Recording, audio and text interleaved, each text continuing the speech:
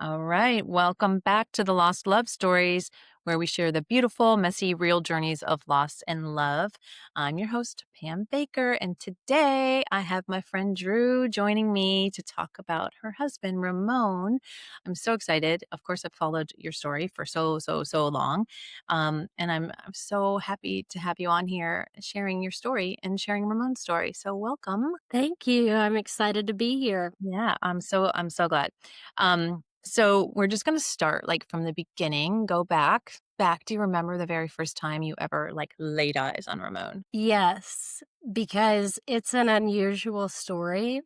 At the time that we met, which was in 2011, I performed improv and I performed in a show one night. Later that night, I got a friend request on Facebook Mhm. and was like, who is this? And I was like, this guy's kind of hot, you know. And so then I looked to see, I clicked on his profile and he had been tagged at the theater the night, at the Mhm. show. And so I was like, okay, just a fan, I guess. Mhm. So I accepted it. But he was good looking enough for me to be like, I think I'll send a message. He's So definitely agree And with it. I didn't see all this till the next morning, but I messaged and was like, "Late night, huh?" Because he had sent the friend request, like, after midnight, and it was a Thursday night. But anyway, um, so then he responded, "Yup, that's how I roll." Okay.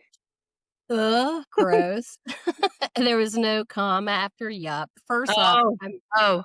I'm not on team yup, Mhm. uh, just Mhm. that's preference. And so everybody knows you are an amazing writer, so I'm sure those things like Well, and then there wasn't a comma after "yup," and it's just like, "Ugh, I'm about done here," which is an it's like strike 1, like, struggles with grammar and punctuation, but we started messaging on back and forth on Facebook, and I realized, like, that response he sent just kinda in a hurry. Mhm. His subsequent responses began to show that he formed sentences and stuff like that.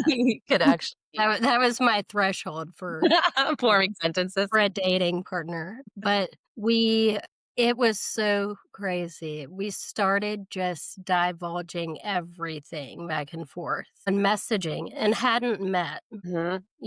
but I thought I had talked to him that night at the show because he looked like another guy that Uh, I was talking to, and so at one point, trying to be, like, flirty, I said, "Well, the way you pulled off that maroon oh sweater." my god. And then he was like, "That was not me." Oh my He's like, "At this point, I want you to go consult my so you have profile." straight fun. Um, so then I was like, "Ooh." He's like, "I had on a light blue T-shirt," and I was like, My god. "Okay." Anyway, um, That's but amazing. so we made a plan to meet, and by the time we met, I was traveling some and he was traveling some, so 2 weeks of Oh, messaging. wow. That by the time we met, we were already, like, in love. Aw, I It love that. it reminds me of that show, Love Is Blind, Mhm. which a lot of people think it's so hokey, and it is, but Ramon and I were really proof of that. So we decided before we met, that we were like, "Wouldn't it be funny if we just made out before we ever talked?" And Oh my when we agreed to this, I was like, "Wow, he is just as crazy as I am." mhm. And so that's what we did. Oh my god. The first moment I laid eyes on him, we just didn't say anything Oh my god, I love and kissed. And yeah, it was wild, and I was just so relieved because, I really, really liked him, and then I was running through in my head, like, what is there anything that like, "Ooh, what if it's not as good terrible as." cure. Yeah. I mean, all the things, there could be so I many. I mean, I was like, what if his voice is really hard to Yeah, because 'cause you're the voice, you hadn't heard his voice. No, um, but pretty much that first date, it I mean, we were like Wow, partners in crime from that moment. wow, that's amazing. Um, yeah, so it was really odd, and then we still forgot to exchange phone Oh numbers, my god. so he sent me, like, this quiz the next morning that this multiple choice quiz. It was like, "Last night was, A, the best night of my life." It just all these and one of them was like, "Ramon is" and I think it was, like, all A, B, C, D, E, F, G, all of these, and one of them was the man I'm gonna marry, and then the last one was all of the above, Oh my and, god. I mean, we were that then we started talking about eloping, like, it just Wow.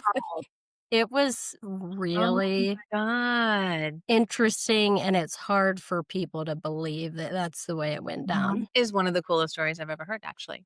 I never knew that. Yeah. Crazy. I love it. Oh my Yeah, god. at one point last year or a couple of years ago, a friend and I went through and, shared all the messages, like, Mhm. and made a website just sharing each Oh, day yeah. the conversations because I always thought you just how entertaining it Mhm. was, and then to know that we did end up Yeah.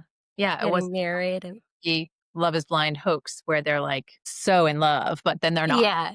Yeah, right. Oh my god, that is really cool.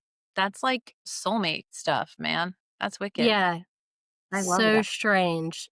Mhm. 'Cause then, like, on the 2nd and it was right before Christmas that we met, and so I mean, I think he met my parents 2 days later. Oh my god. It was What were just your like parents saying? Were they like, "What the hell?" my mom knew I was already weird, Mhm. like, "Well, you would do this," kind of Uh-huh. a thing.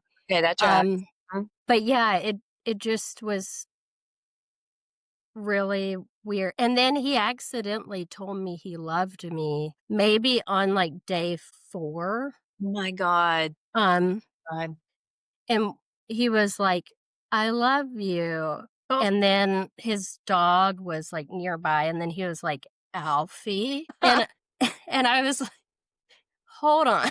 I was like, "Can you clarify what just happened? That is Because hilarious. you were looking at me, and Mhm. then you said, 'Alfie,'" and he was just like, I panicked. Oh my god. That's amazing. Um, Oh. yeah, Well, then how ridiculous. long was it until you ended up getting married? Like, what how did that all happen? Well, what's funny is once we didn't elope, we were kinda like, what's the point?" Mhm. It's fine if we get married or don't. Yeah. Uh, Yeah. just it was the thrill of it, I think, that Mhm. but we ended up getting married 4 years later on the same date Oh. of the unspoken kiss. Uh-huh. Um, I love that. yeah, so we and we did it. It was kind of still an elopement thing. Most people, almost everyone found out after. We just went to a cabin and got Oh. a marriage certificate. So Mhm. there was no I wore a cream colored hoodie and You played the part, sort of. he had on a like black and red plaid flannel Like like a buffalo plaid. and so it was really casual. Mhm. Oh, I love that, though. That's so Yeah. perfect. Oh my god. Well, so those are some awesome things. I'm, like, thinking about other we can get back into that, but, what would you what would how would you like, if you just had a few words to describe your relationship with him, what would those be? Hmm. One would definitely be playful, always laughing. Magical was Oh. the first word that came to mind, just, like, for all the reasons I just shared, where it was just kinda like, how Yeah, how did definitely. this play out this way, and that he went out of his norm to, like, figure out my name on the theater website and add me, and then all his friends were like, "That was creepy, undo it," but here we are, Mhm. and I would just say, so, like, funny, magical, and really just loving. I mean, that sounds simple in a way, but just very, we were a team. It was so Mhm. clear we were a team. It was, Yeah. Yeah. yeah. Those are perfect. That's like relationship goals right there. Yeah.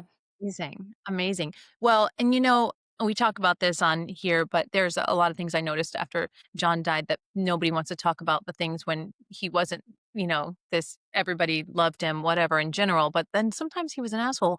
But do you have moments of that? Like, we all are at times. What, where there were things that you were like, did he leave toothpaste in the sink or, things like that where you're like, "Ugh." Well, I was trying to think about that because one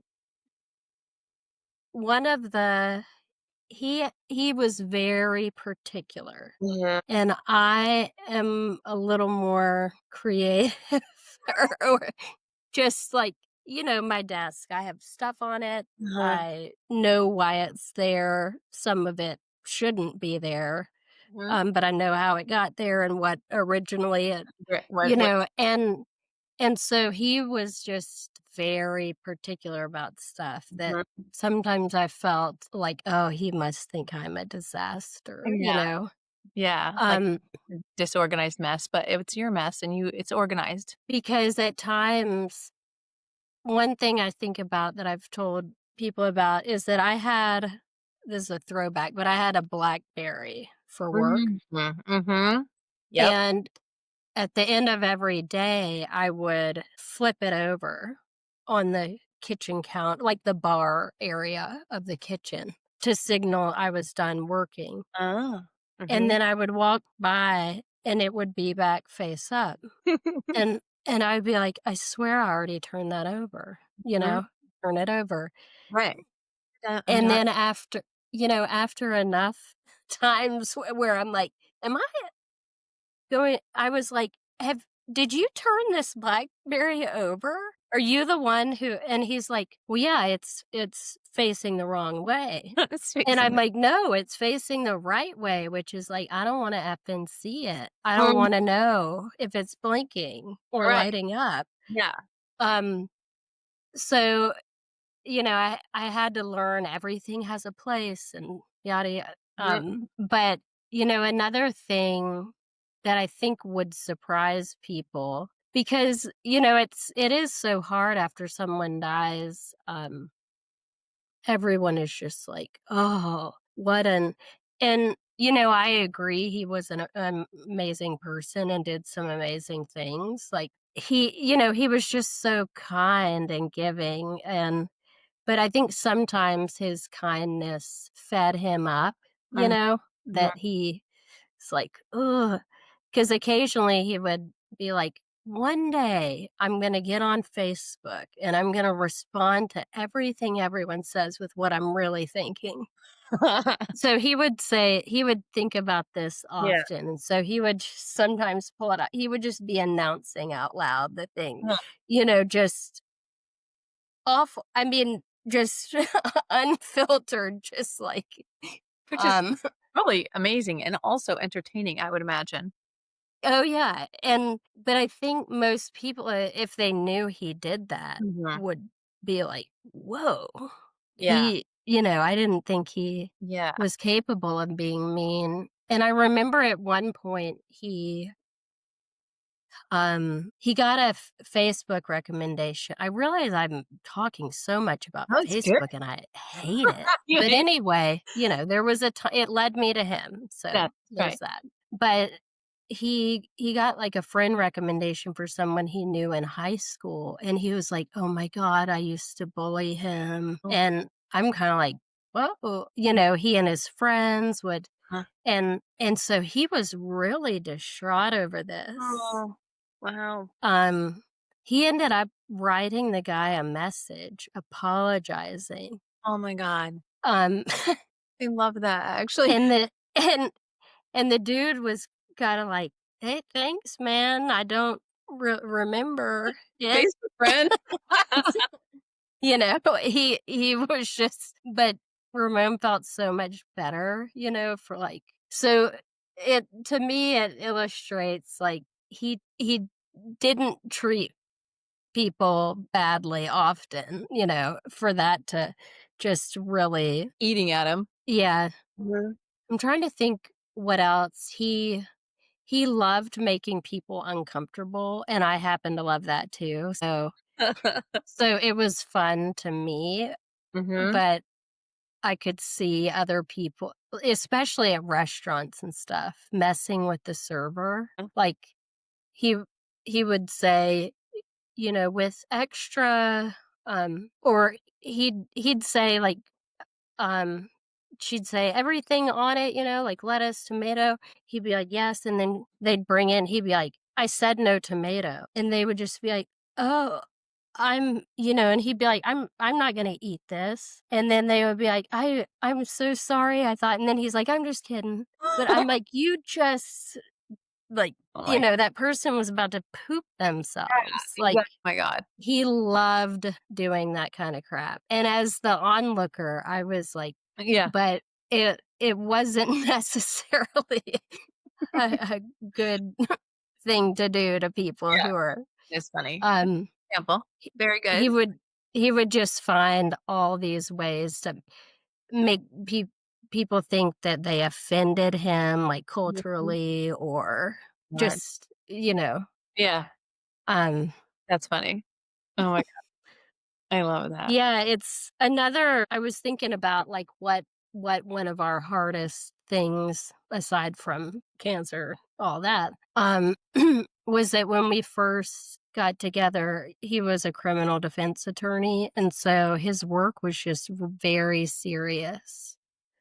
Yeah. And, his bad day meant, like, some change the trajectory of Mhm. someone's life sometimes. Yeah. And I worked from home, and so all day I would look forward to him getting home, And then sometimes he would just come home and be so down about it, Huh.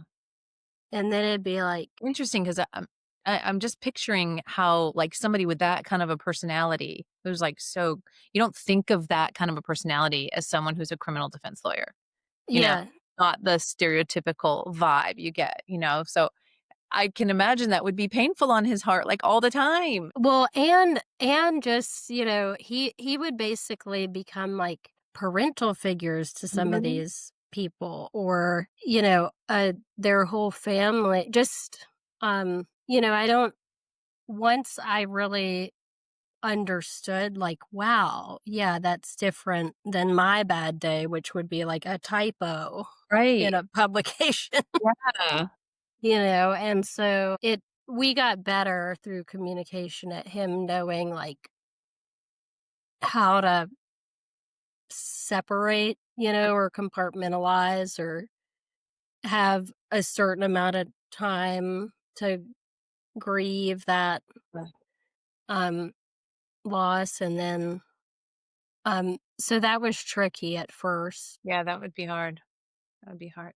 Yeah. And he was a workaholic. He Really? was a workaholic for the first several years we were together. I mean, he would go to the office every day of the week, Saturday, Sunday. I can see Um, that seems like it tracks though, because if you have that where you're so vested in the people, you'd feel like I gotta keep going. I gotta keep working. well, Yeah. and a lot of the time or he would be visiting people in jail. He'd be like, "I'm at the jail in," name some city in the burbs, and he would say, "I'm the only person these that come visit these people." Uh, And so he would be like, "It makes their day, to have a visitor," and I'm like, that's all I can't that had to be torture for him, like, all the time. It had "Yeah," to be. but he loved it. Wow. That's amazing. So, Oh, well, you alluded to what took him out ultimately, but talk about that. Like, what happened with the diagnosis? And he was young. And it's funny when you say I alluded to what took him out because ultimately he didn't have cancer when he died, which is the most infuriating part of Uh-huh. it all. Like he died from a complication from treatment, Oh, but yeah. his bone marrow transplant had Mhm. worked.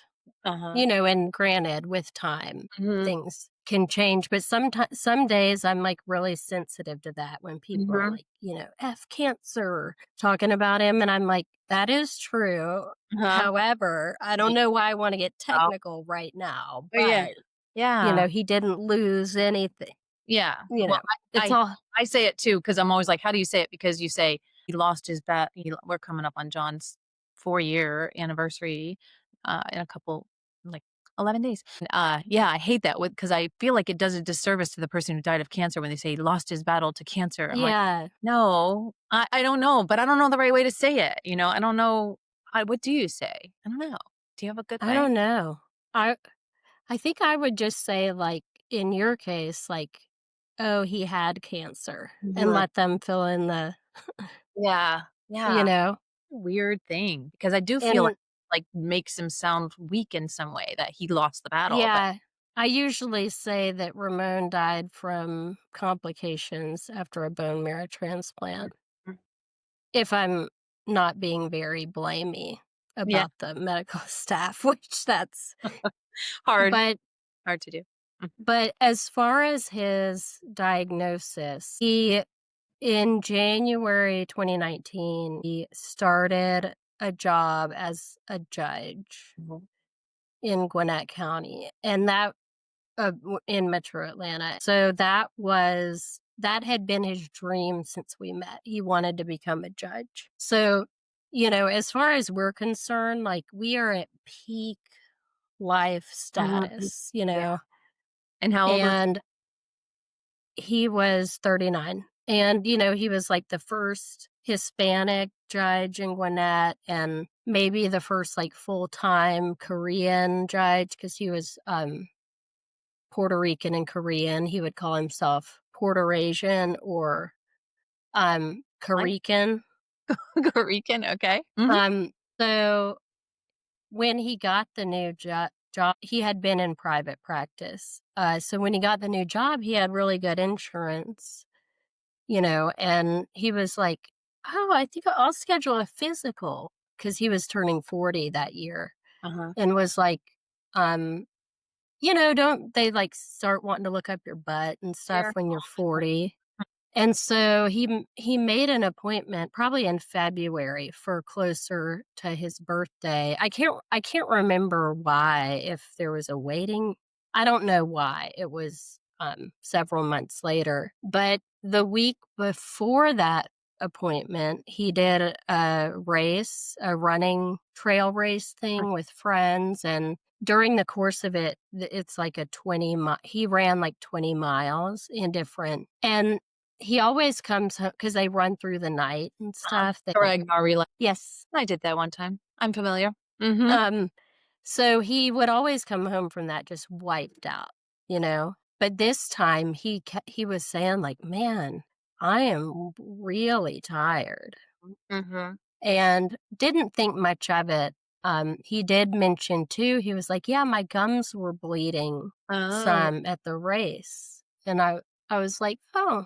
huh, And he said, "This has happened before. I probably just need to change mouthwash or something." mhm, So, that was the weekend before, um, and then appointment day comes. It's on his 40th birth no, mhm, it's the day before his okay, 40th. He goes to the physical, everything looks good. They run blood work, blah, blah, blah. The next day, his birthday, his cell phone starts ringing. He's gotten home from work early. We were going to go out to eat.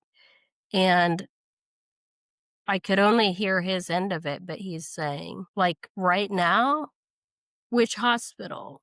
And I'm just, God, yeah, what?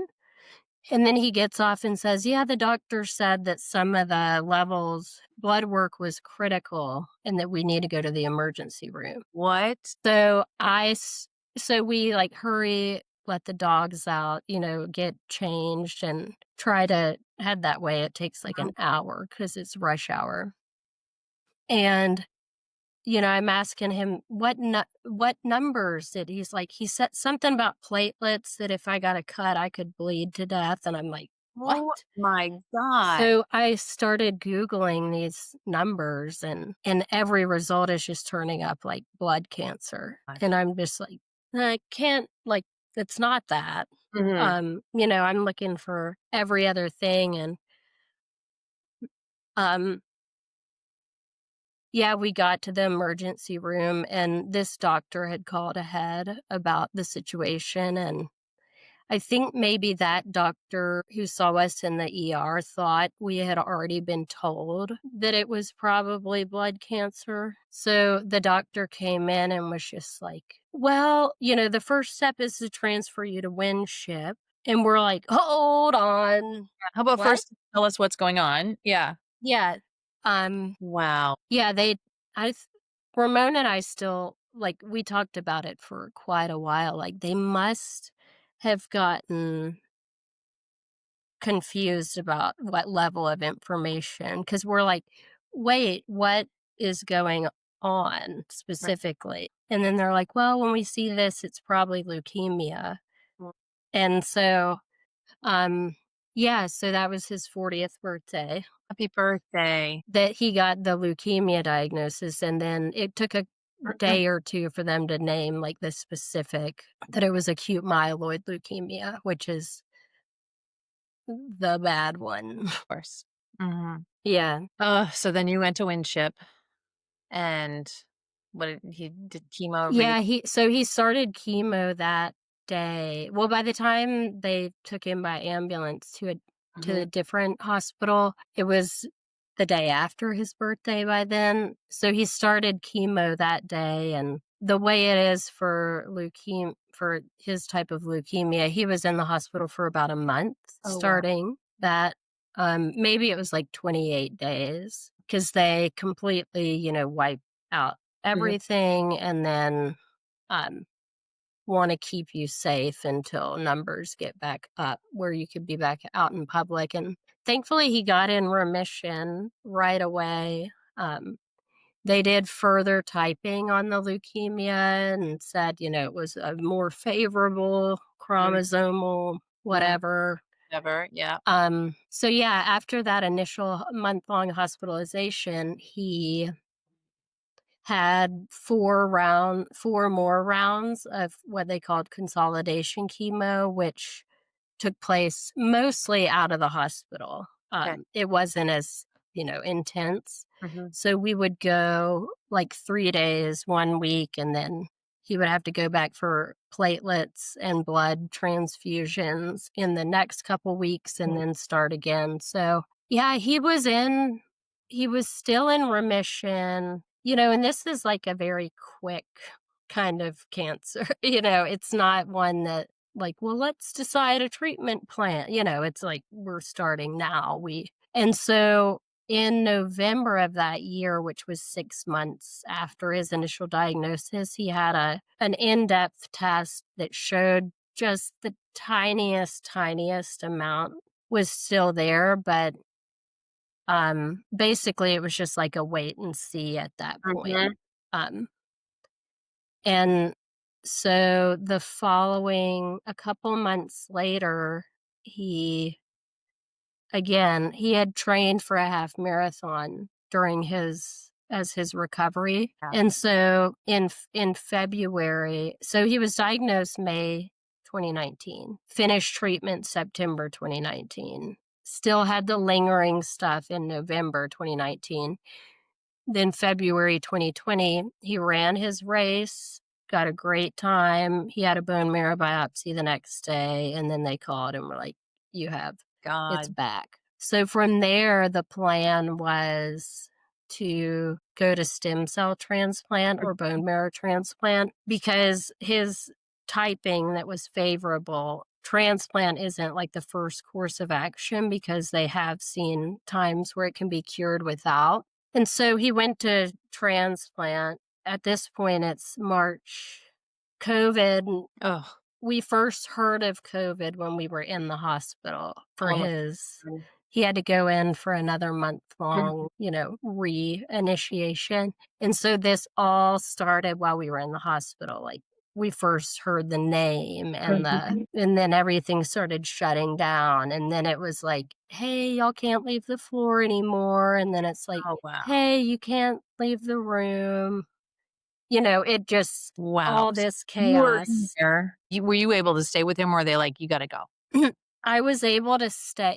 They kept every day they would give us a new bulletin of like what now you can't do. Um, and so there reached a point where it was that if I left, I couldn't return. See, okay. Wow. So, um, so yeah, that was complicated. And then we went home for a couple weeks while his sister ended up being his donor, Wow. and she's in Michigan, so there were a lot of complications about that, about travel, and um she ended up coming down to Atlanta and doing the donation.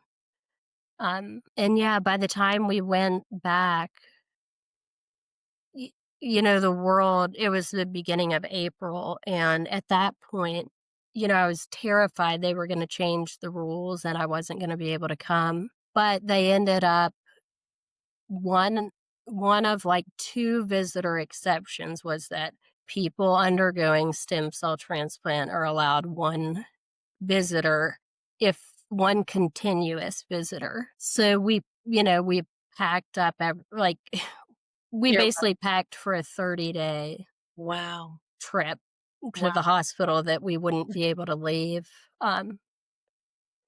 and I just remember that day getting checked into his room and looking out the window, and just to the emergency lane at the hospital, it was just a line of hearses Oh my god. waiting to turn in, um, and we were just that kinda symbolized Wow. the Yeah. level of everything, of how insane it Mhm. was,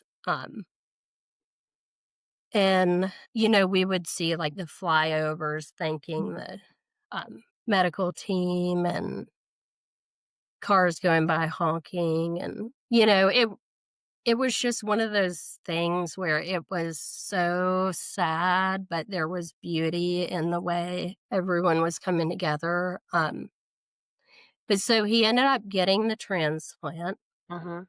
which a lot of people don't understand that bone marrow transplant, you just have an IV and cells are going into you, nothing's getting cut open. Basically, they've destroyed your blood making system and they're refilling it, with someone else's. Yeah. So it's a pretty low key process, but leading up to it, they had done a lot of intense radiation. That was the first time in all of this that he ever got like sick. Oh, wow. Um, you know, Mhm. yeah, he was like I couldn't believe how well he tolerated the chemo. But so after the transplant, he just kept complaining that his throat was hurting so bad. And, we kept letting the doctors know, but everyone was just really on edge Mhm. because of COVID.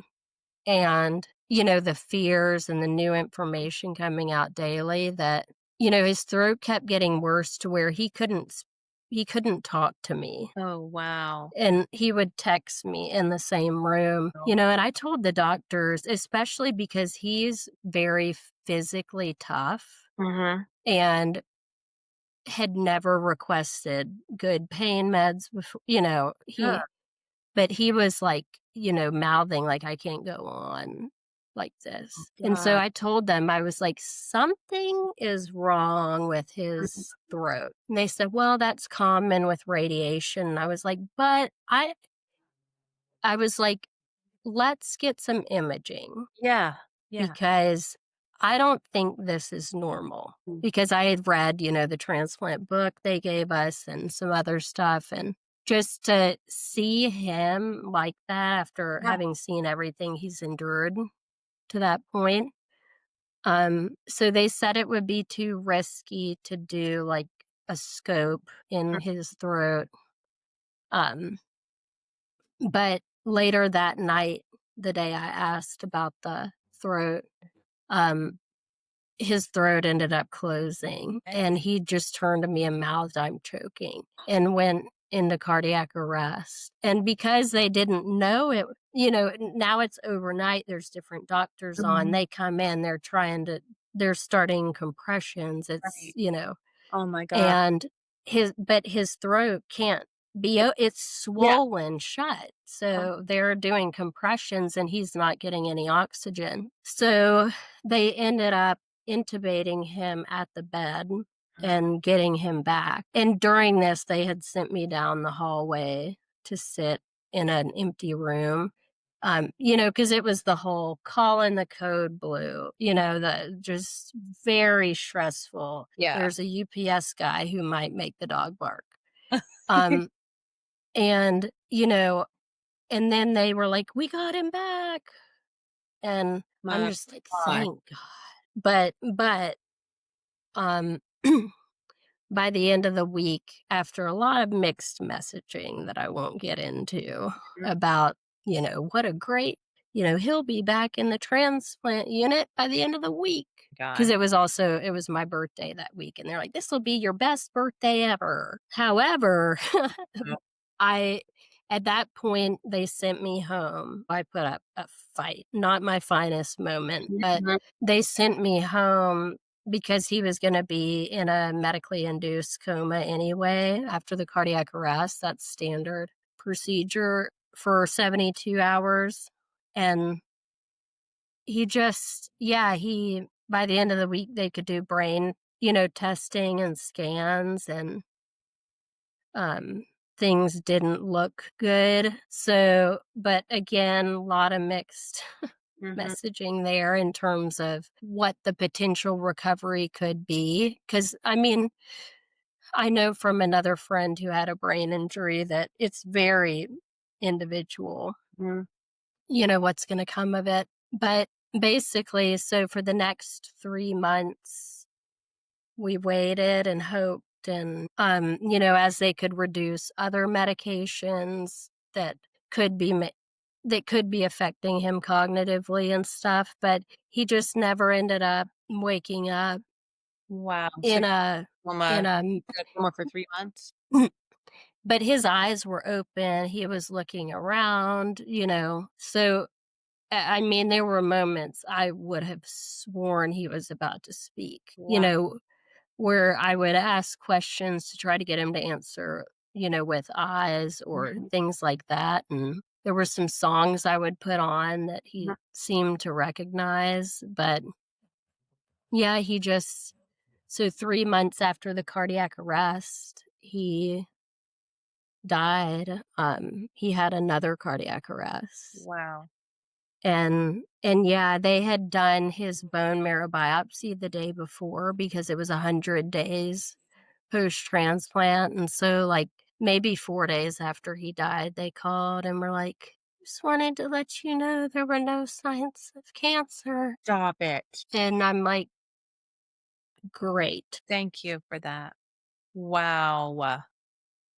Wow. So, yeah, that was the long version of the story, but it's kinda hard to tell Yeah, there's a in a short there's just I could say, like, "Yeah, he died of cancer-ish," right. Yeah, no, you're right. He didn't. Yeah.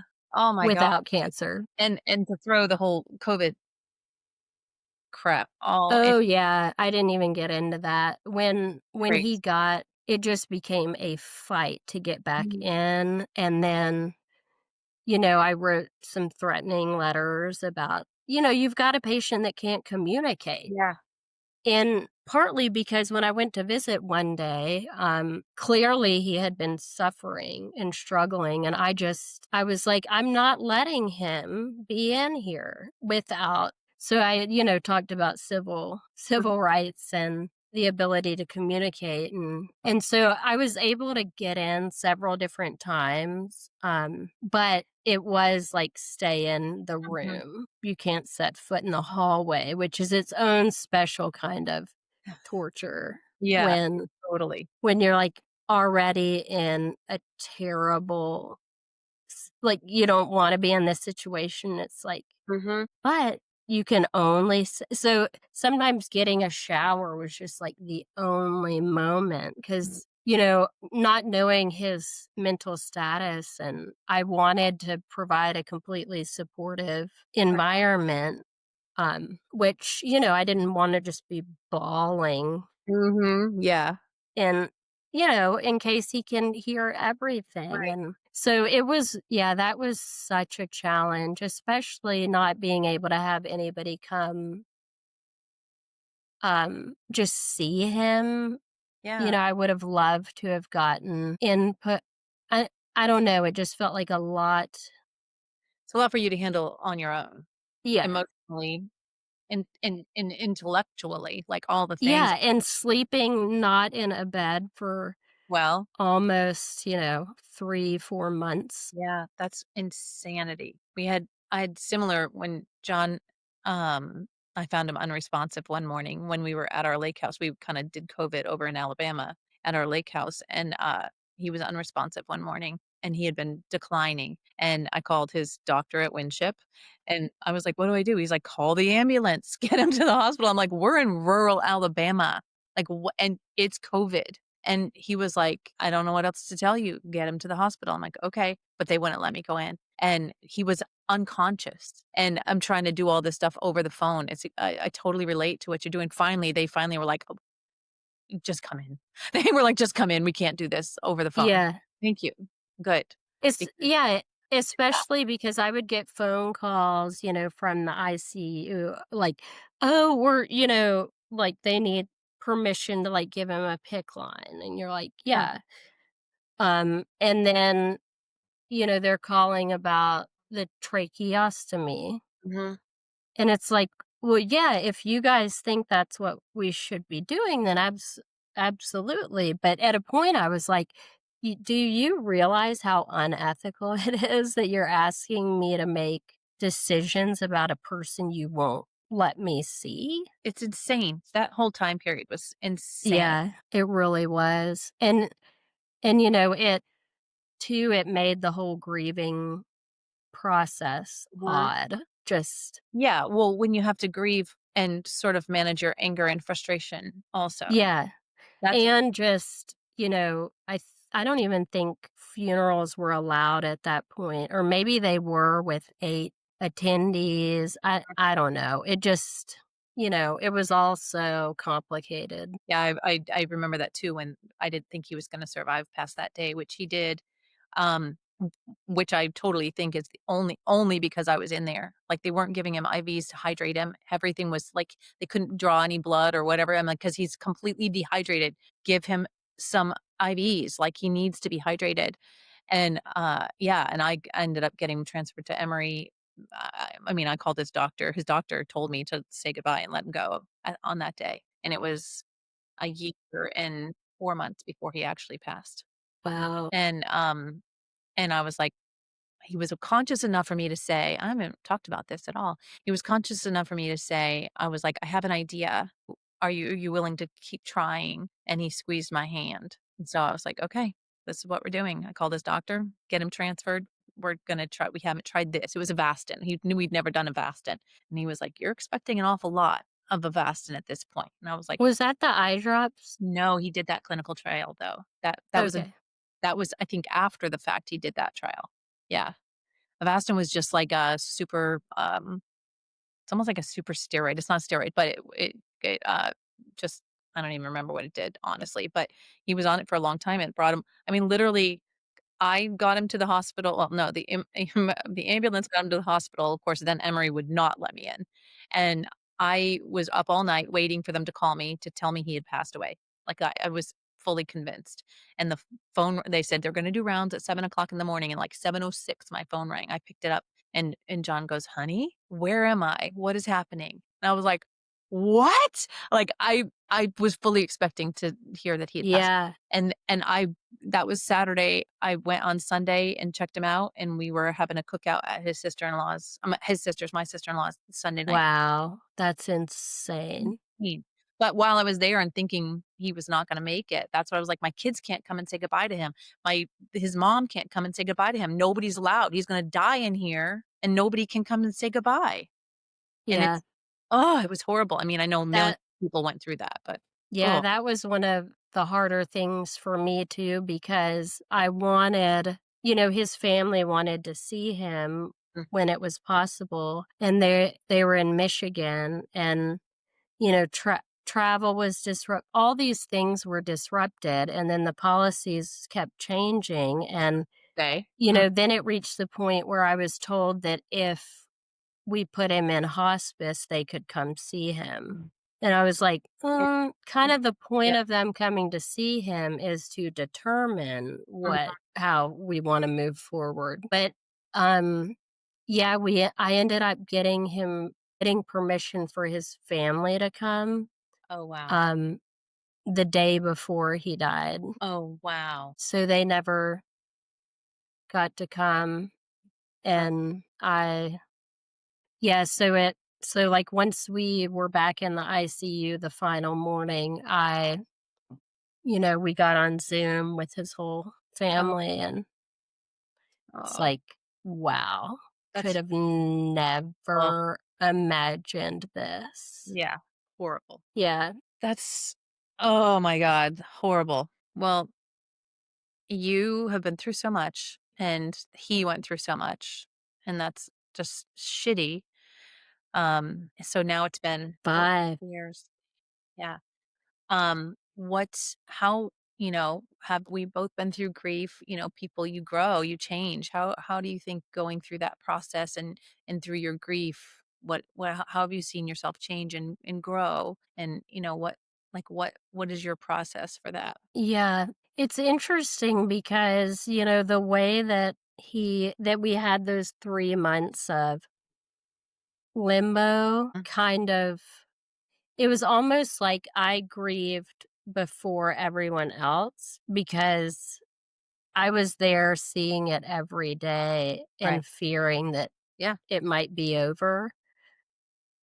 But to everyone on the outside, of the hospital slash just the day he died, it just seemed so abrupt. And it was kind of, an acute Yeah. thing that, but so it seemed like at first, in a way, given all the uncertainty we'd faced, all the just I mean, it was confirmed that he would never live a life remotely resembling the life he had. And so when he actually died, there was some peace in that because we had our answer. Mhm.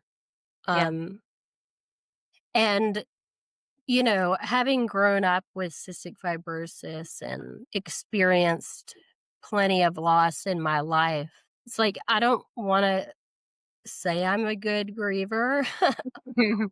humble brag, No, I know how to but do Mhm. but I was just so familiar with it that it felt that I knew it was hard and I Mhm. knew it would get better Mhm. and that time was the main factor in that. And so, at first, after his death, which to me he had died, 3 months ago. We didn't know that at the time, but it became and in retrospect, we Yeah. know. Um, it seemed like people were like, I can't believe you're doing so well." And it's like, that's weird to Yeah, it is hear. weird. Yeah. You're like, "Thanks?" I Or is know. is that a backhanded Yeah. thing? Uh-huh. And and just especially where I was in my own having grown up with CF and realizing as a young kid, that I shouldn't live that long, I've been in stages of Yeah. grief just at all times in my life, related to me often, Yes. but other people as Well, well. it's so much So of to me, anticipatory grief, you're living. yeah, the anticipatory, and that's kind of what how I could describe the grief I was feeling with Ramon in those 3 months, but it was also the ambiguous grief where it's like, I don't where what version of him were we gonna get, and would he want that, and Yeah, that's a whole nother level of um, everything. and so, yeah, it truly because of the way he lived his life as such a, um in just a meaningful way, and it made it hard for me to be overly sad.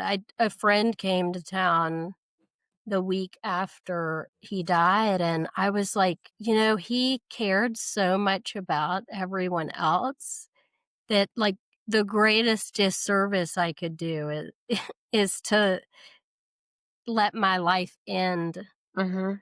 with his and, be miserable for the rest of my life. And to me, it was just, with the CF, like life expectancy just changing all the time and that whole, Yeah. thing. Um, I was just like, man, I've got to get busy. Mhm. Like doing stuff. What have I been doing? Just kind of waiting for this ever changing end Mhm. that I'm facing. So, it really it's I first learned about post traumatic growth after Ramon died. Have you ever looked into that? Read anything about it? I was like, this is it. What? This is what I'm experiencing where then it's like you're looking for even deeper connections. Interesting. Where you've where you're, like, thriving because of Mhm. it, which in a way sounds very messed up, but it's like, no, I remember especially after he like, being on walks with my parents because I was staying at their house, after he died and just I was like, "Has the sky ever been this blue before?" Oh, Like, where everything yeah, where it's just like I'm having hunger this appreciation for everything. heightened, awareness of everything, Mhm. and so that was really beautiful, and, I had always wanted to, write a book, I had been talking about it, I had, made attempts and finally, it was like, "There is no time to wait," like, Yeah. Yeah. you know? And so I found myself, with CF, I don't know if your, sons are like this, but it's like, well, when I start to really decline, like, Mhm. that's when I'll do all these Oh, interesting. I've fun things. I don't know. Yeah. Well, because I kind of view it like the way people view retirement, Mhm. where it's like, why are you waiting? And, if you have all these things you would like to do, and for some reason, like, for example, I got a tattoo that's from here to here. Okay. I Uh-huh. had always wanted to do it, but I was just so like, well, what if I can't get a job? And Uh-huh. just every random. Yeah. And then it was like, I think I was at the tattoo parlor maybe 2 weeks Uh, after I mean, because I had been waiting, like, well, if I'm actively dying, not in the actual medical term of mhm. active death, but if I'm, I know.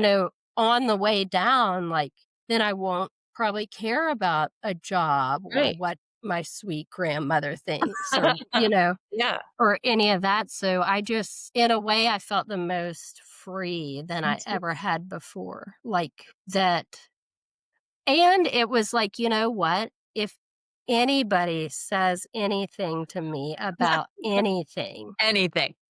I'm gonna say, "My husband died. My husband just died." Yeah. Because, Yeah. like F off. yeah. Yep. Yeah, I'm walking the dog in snowflake pants. Yep. I don't care. I don't care what you think.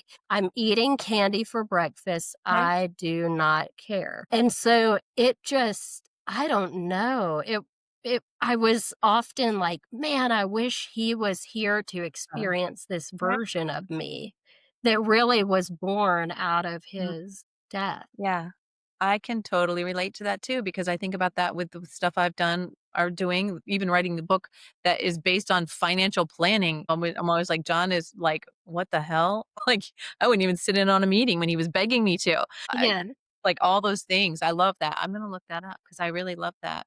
And I think it's really important what you said too is like we all know this. They wouldn't want us to be miserable for the rest of our lives, but sometimes it's so hard because so many people feel like they're betraying their memory if you can go be happy. Like when laughing again and feeling joy again, it's like it's like you're moving on from them and you've forgotten them and you're not sad about them anymore, but you can be sad that they're gone and also be happy at the same time with the life that you're living. Yeah. That's one of the biggest things that I've talked with other widows about, is just that those things can coexist, Right. and Yeah. that can be hard to accept, Mhm. that I could be at I remember, mm maybe a year after he died, going to this neighborhood wine stroll event, and there was a DJ, and I was having so much fun, and I was so, so happy, and then there was a part of me that was like, "Gosh, why can't he be here for this?" Yeah. But that didn't mean I wasn't still having a really good time, Yeah. and I started studying stoicism Mhm. some and philosophy. And, I'm trying to remember who it was, but like maybe Seneca. But it was like if all your crying and sobbing and wishing and could had a chance of bringing them back, then go for it. Yeah. But that's where I have to remind myself, like, it is over, like, it happened, it's done. Yeah, have your cathartic grief moments or something strikes or a special day but you're not gonna get, you Yeah. know, You're not putting doing yourself through nobody any good that. living in that space. Yeah. Exactly. Well, I love that, and that was a lot of nuggets of wisdom, a lot of really important, just stuff to think about as people, because so many people do get stuck in the grief, and I mean, that's one of the reasons I started Widows Who Whine is because all of the grief groups that I went to felt like everybody was just sitting there being stuck in their grief, and I wanted to figure out how to live with it in a healthy way. On that note, do you have any other thoughts or pieces of wisdom, any takeaways from your own personal journey or anybody going through who's like new to the loss or if they've been around for a long time and they are stuck in that grief. Yeah, I mean, I always feel a little, like, hippie-ish Mhm. when I talk about, mindfulness and presence, but to me, if I'm on a walk in the neighborhood and really taking in, saying, "Oh, like, look at those skeleton Mhm. decorations," or looking at all the blooms and listening for the birds and stuff, Mhm. it's pretty impossible to fall back. I kind of view I was thinking about this recently that grief to me is a very non-present way to feel. That's really It's true. Mhm. it's either from my like and this is just me, but either longing for the past, which is not living in the now, or like being sad about all the things that will never happen, Mhm. which is living in the future. And it's like in this moment, I'm okay without him. Mhm. I wish he was here. Yeah. I wish there was more time, but if and even things just like noticing what makes you sad, like a lot of the times, almost always when my phone tells me 3 years ago, well, he would have been dead already. Yeah. 7 years ago, and I'll look and it brings me joy. It's not like, Mhm. "God, we're never gonna get to do another Halloween," Yeah. but it's the like, "Oh, Yeah. that was so much fun. I remember that."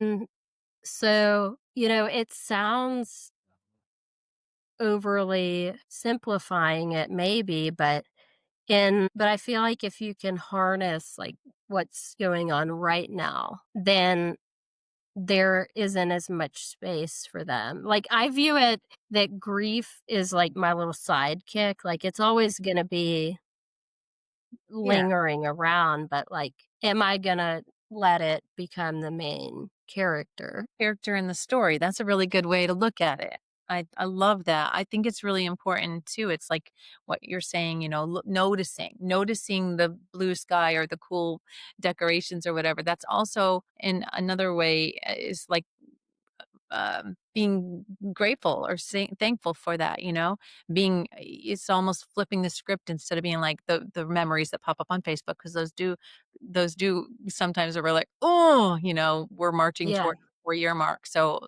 as we posted and knowing that was our last family photo we had together or things like that, that does cause pain.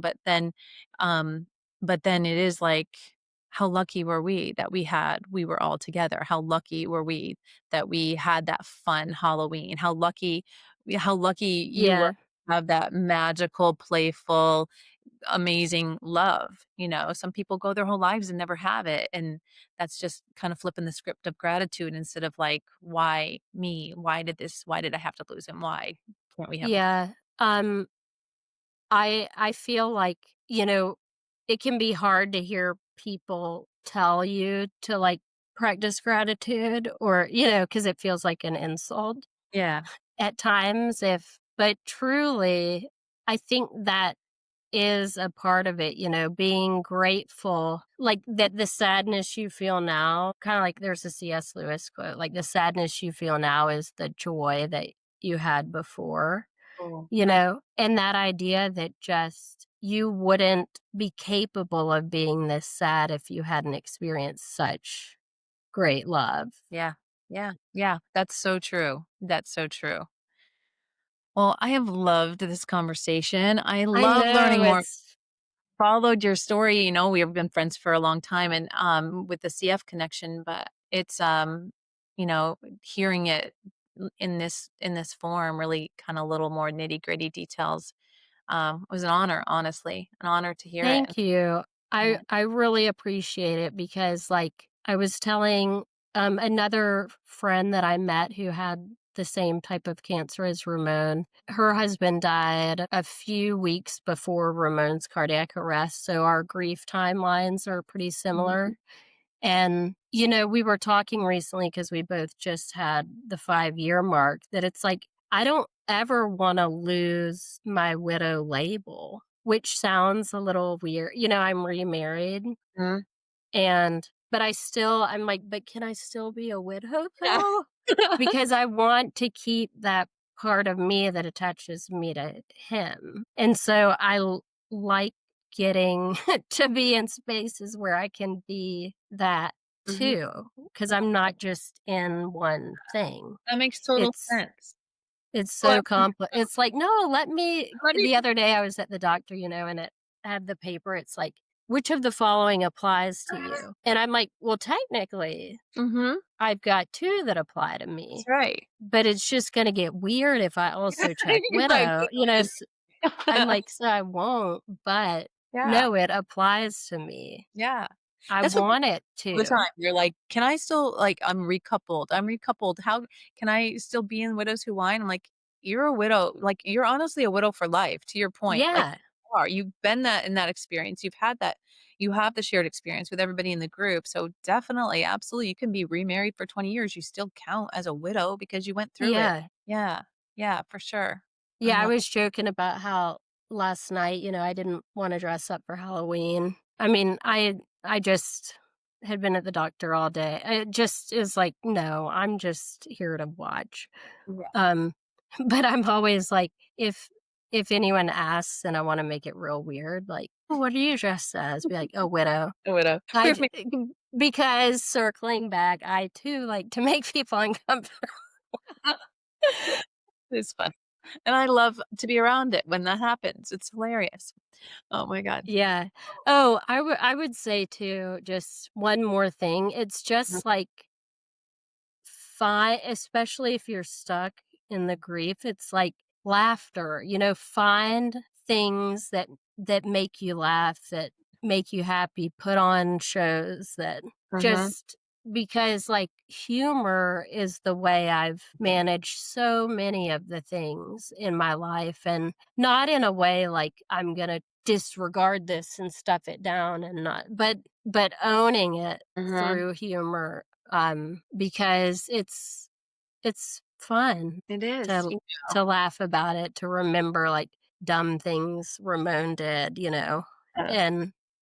and share them with people. So We talk about all the time, one of the kids' favorite stories is John never lost his temper, very rarely lost his temper. I was the hot tempery, fiery one. And one time he lost his temper with Gavin and he like grabbed him by the hand and went to take him down the stairs, and he was yelling at him and he slipped and fell all the way down the stairs. John did all the way down the stairs. Think he didn't get hurt, but we still talk about that and we're like, that's what you get for losing your temper. You yeah.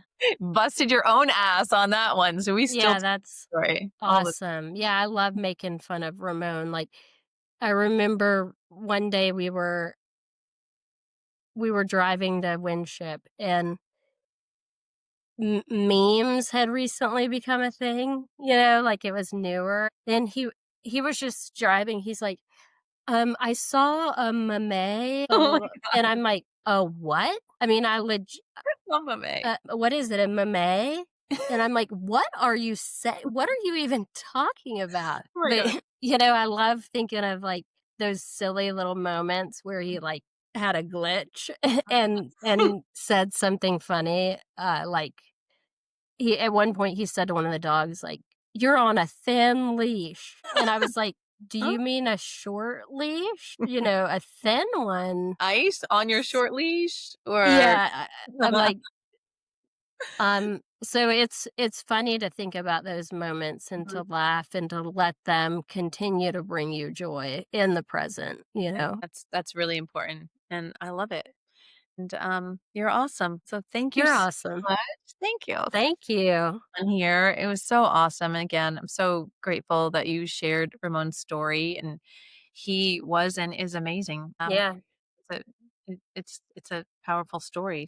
Awesome. All right. Thank you guys for listening. If it touched you, reach out, share your own stories with me any way you can, and I'll always put my contact information in the show notes. And until next time, take care of yourselves, take care of your heart, and find joy and laughter. I think that's a perfect way to end it. Right. All right. Thank you. Thank you so much. True. Thank you. All right.